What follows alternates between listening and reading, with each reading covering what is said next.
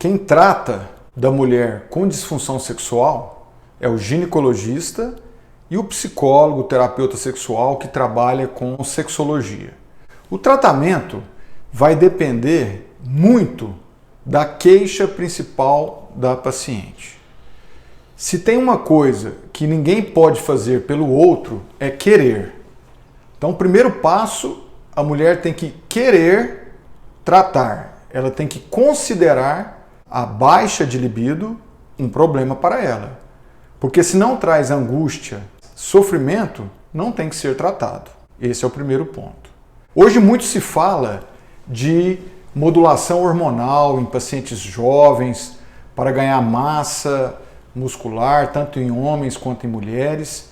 Isso não é recomendado cientificamente. Não tem nenhum aparato pelo Conselho Federal de Medicina. E o que deve ser feito é tratar aquelas mulheres que realmente têm diminuição da testosterona. Seja porque já estão no climatério, têm falência ovariana, ou porque foram, por exemplo, submetidas à retirada do ovário com uma precoce entrada no período de baixa de hormônios. Nessa situação, se não houver contraindicação, pode-se e deve-se fazer a reposição hormonal, sempre testosterona associada ao estrógeno, com orientação médica do ginecologista.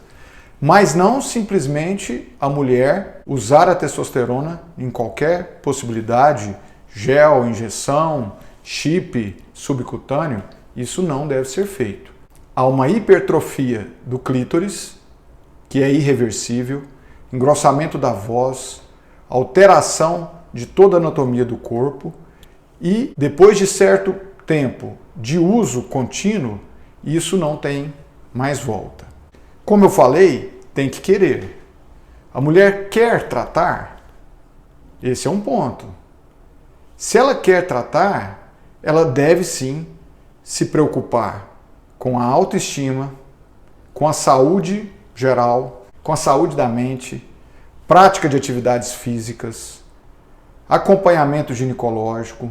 Se houver qualquer queixa específica, como infecção ginecológica de repetição, infecção urinária de repetição, a baixa hormonal com ressecamento vaginal, tem que ser tratado.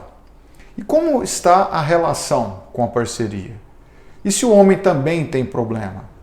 Disfunção erétil, ejaculação precoce, baixa de libido, ele também tem que ser tratado. Por isso, o urologista tem que perguntar sobre a parceira e vice-versa. Sempre há necessidade de tratar o casal. Isso é fundamental. A mulher tem que colocar o desejo, a erotização, a relação de qualidade como prioridade. Tanto o homem quanto a mulher, para terem uma vida sexual ativa e saudável, precisam pensar em sexo. Há um aforisma que diz que o homem faz sexo, a mulher tem uma relação amorosa, uma relação íntima, uma relação sexual. Realmente é muito diferente, não há como comparar. As mulheres hoje iniciam, em média, a atividade sexual por volta de 15 anos de idade no Brasil, variando de 13 a 17 anos.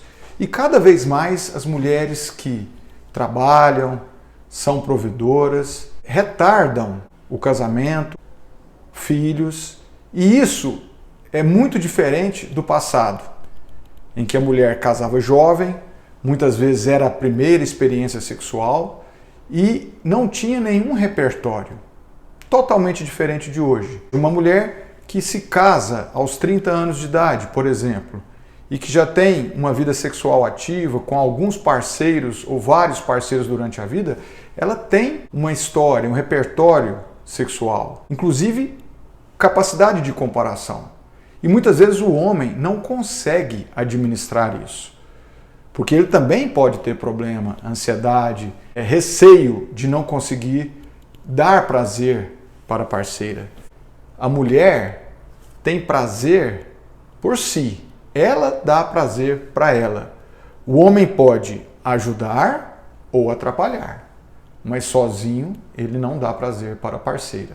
Então a mulher tem que conhecer o seu corpo, conhecer a sua fisiologia e falar para o parceiro do que ela gosta, dos anseios dela e até das fantasias, por que não?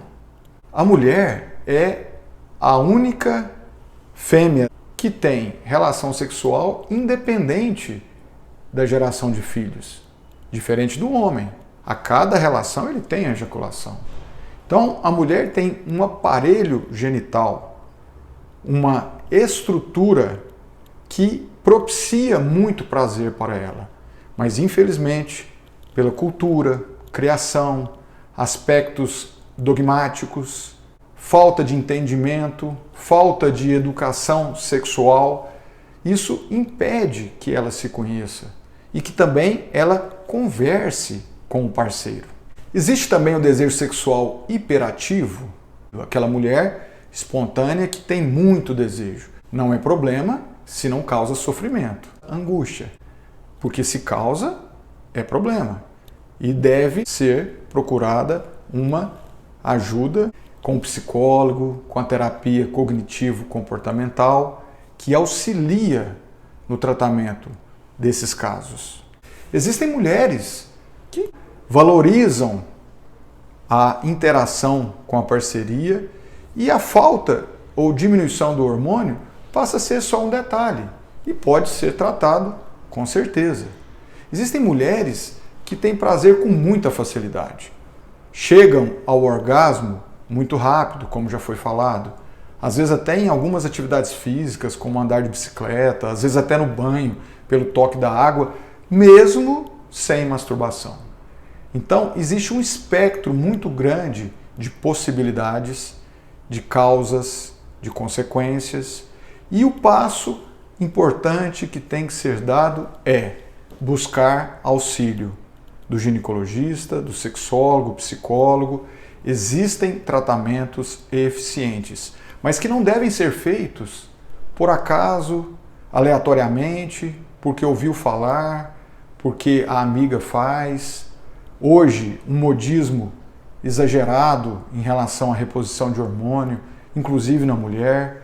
Sabemos que, com o advento do Viagra, em 1997 e 98, foi uma revolução na medicina sexual, trazendo para o homem uma possibilidade que ele não tinha, de uma ereção satisfatória e muitas vezes voltar à atividade sexual. E o mesmo não aconteceu para as mulheres. Infelizmente, ainda não se tem uma droga específica para aumentar o desejo, facilitar o orgasmo para a mulher, apesar dos estudos. Porém, isso trouxe à tona a discussão sobre o assunto. As mulheres hoje estão cada vez mais cientes das suas condições, das suas possibilidades, da igualdade que deve existir em todos os aspectos, inclusive na relação sexual. E a mensagem mais importante que deve ficar é: procure assistência médica, assistência psicológica de bons profissionais, profissionais capacitados, porque com certeza isso vai implicar em melhora da qualidade de vida, não só da parte sexual, mas da vida como um todo.